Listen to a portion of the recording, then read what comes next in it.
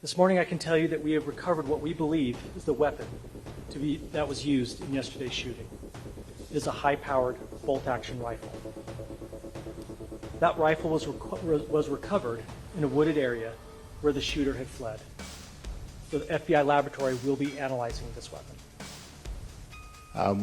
We were able to track the movements of the shooter. Starting at 11:52 a.m., the subject arrived on campus, shortly away from campus. We have tracked his movements onto the campus, through the stairwells, up to the roof, across the roof to a shooting location. After the shooting, we were able to track his movements as he moved to the other side of the building, jumped off of the building, and fled off of the campus and into a neighborhood. We do have good video footage of this individual. We are not going to release that at this time.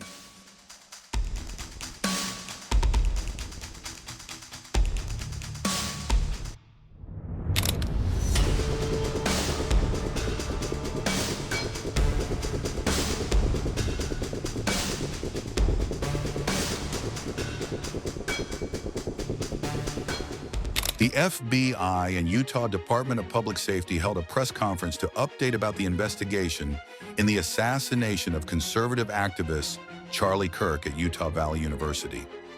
Utah Department of Public Safety Commissioner Beau Mason began the briefing by honoring 9/11 before outlining the manhunt for the suspected shooter. Officials said that the gunman used a high-powered bolt-action rifle, later recovered in a wooded area near the campus. He further said that the FBI laboratory is analyzing the weapon as investigators search for more evidence tying it to the suspect. Agents also recovered a footwear impression, a palm print, and forearm imprints for forensic analysis. Authorities confirmed they have strong video of the suspect, but are not releasing it to protect the investigation. Mason described the shooter as appearing college age, but no further description has been made public. He added that investigators are using advanced technology to try to identify the individual behind the attack. Officials tracked the shooter's movements across stairwells, rooftops, and into a nearby neighborhood. After firing the fatal shot, the suspect leapt from a rooftop and disappeared into the surrounding residential areas. Mason said that if technology fails, they will appeal to the media and public to help identify the suspect safely. The FBI and DPS continue to urge calm as they pursue every lead in this high-profile and deadly investigation. Charlie Kirk was shot dead during a question-and-answer session at Utah Valley University. The incident occurred on September 10th in Orem, Utah, during the first stop of Kirk's American Comeback Tour with Turning Point USA. I'm Beau Mason, Commissioner for the Utah Department of Public Safety. I'd be remiss if we didn't start off today and recognize the significance of the day. Historically, on 9/11, law enforcement has come together as a group to recognize and honor those that sacrificed to preserve the ideals of this country, the freedoms of this country. And instead, we find ourselves today hunting a murderer who chose to violate our rights, the rights of an individual within this country. Just to recap yesterday's events, at around 12:20 p.m., political influencer Charlie Kirk was at Utah Valley University participating in a student-sponsored event with Turning Point USA. Charlie was shot at that event. He was transported to a local hospital where he later passed. Last night, his body was moved to the state office of the medical examiner. We will continue to facilitate movements to get him home today and with his family. Yesterday, during the investigative process, we located a couple of persons of interest. We interviewed those individuals, and after releasing them and after clearing them of being suspects, they faced scrutiny, they faced threats. We asked the public to be patient with the investigative process. These individuals were not suspects, they were people of interest. We ask that you do not impose into those people and that investigative process. They don't deserve that harassment for being subject to that. I'd like to thank all the investigators that are involved in this. They have worked around the clock, all day yesterday, through the night last night. Investigators from the State Bureau of Investigations, from county, from city agencies, the university, our federal partners with the FBI, the ATF, and many others. Those are just a few of the people that we have involved in this. I'd like to thank all of them for their strong work. Through all that work last night, we were able to make a few breakthroughs. We were able to track the movements of the shooter. Starting at 11:52 a.m., the subject arrived on campus, shortly away from campus. We have tracked his movements onto the campus, through the stairwells, up to the roof, across the roof to a shooting location. After the shooting, we were able to track his movements as he moved to the other side of the building, jumped off of the building, and fled off of the campus and into a neighborhood. Our investigators have worked through those neighborhoods, contacting anybody they can with doorbell cameras, witnesses, and have thoroughly worked through those communities, trying to identify any leads. We do have good video footage of this individual. We are not going to release that at this time. We are working through some technologies and some ways to identify this individual. If we are unsuccessful, we will reach out to you as the media and we will push that publicly to help us identify them. But we are confident in our abilities right now, and we would like to move forward in a manner that keeps everyone safe and moves this process appropriately. Last night I communicated with Erica. The family's devastated. As a commissioner of public safety, as a father, as a husband, I can only imagine what that family's going through. The heinous event that happened yesterday is not Utah. This is not what we're known for. Over the past several weeks, we've seen this state come together to help families in mourning, come together as a community to show what Utah is known for a state of character, of service, of camaraderie, of a neighboring feel.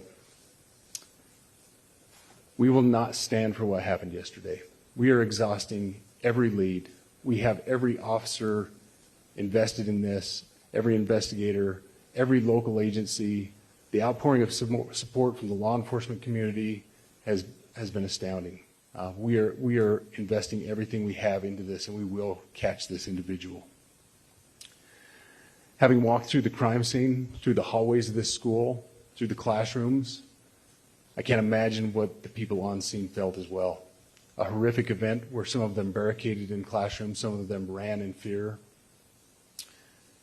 Can't overstate the tragedy and the horrific event that yesterday was, and how we will work to bring to justice the actions of one individual or any other individuals that assisted in that.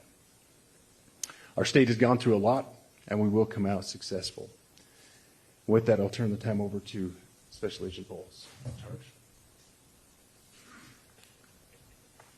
Good morning. My name is Robert Bowles, and I am the Special Agent in charge of the Salt Lake Field Office. Following yesterday's tragic shooting of Charlie Kirk, FBI agents have been working around the clock in coordination with our law enforcement partners. We are and will continue to work nonstop until we find the person that has committed this heinous crime and find out why they did it.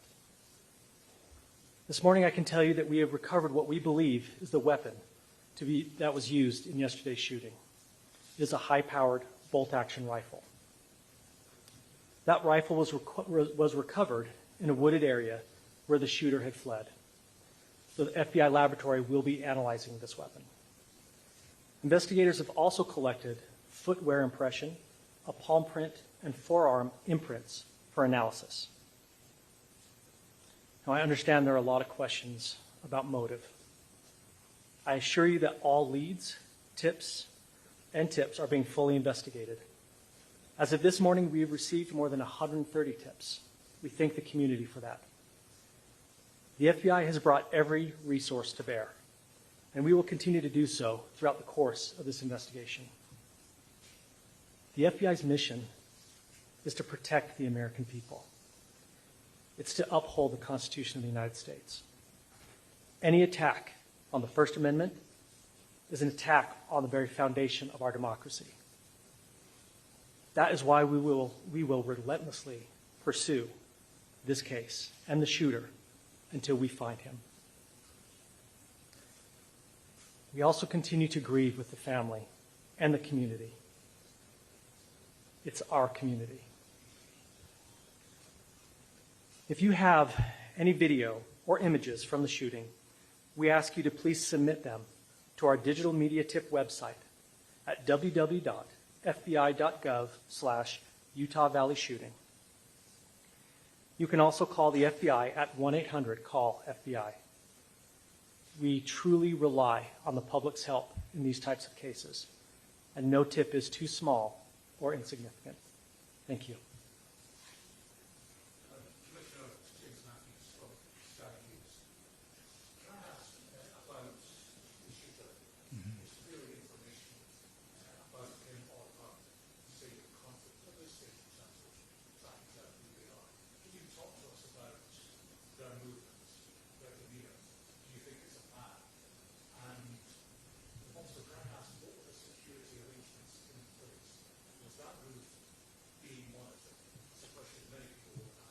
Absolutely.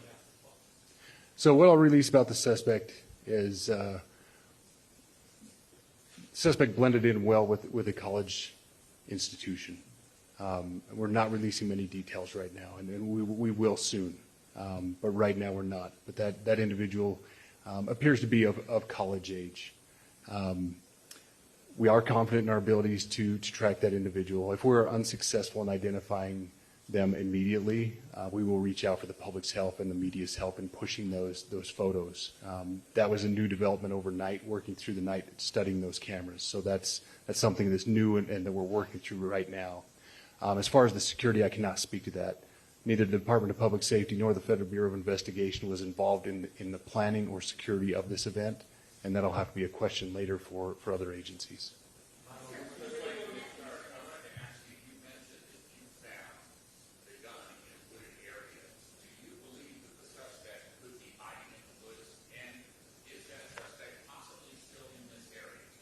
So that's a good question, and it's a question that goes to the safety of the community, right? No, not in those woods. We've walked through those woods and secured it. As to the community, I can tell you that this was a targeted event. We don't believe that the community is at risk. However, we are exhausting every resource to find him, and we will do so.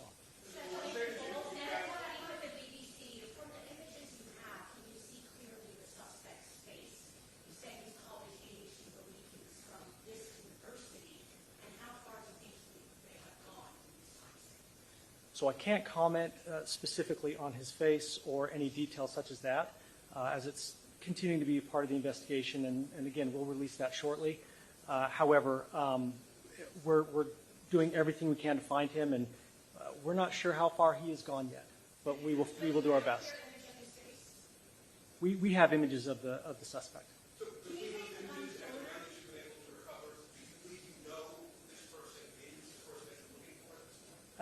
Again, as part of the investigation, we're not releasing any details such as that right now.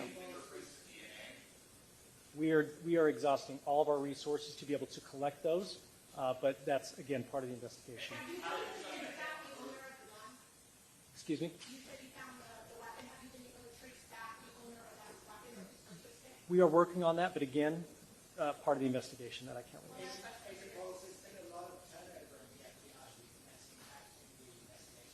Not at all. We've got complete and total support from everyone, from the director on down, and it's been an incredible supportive environment so far.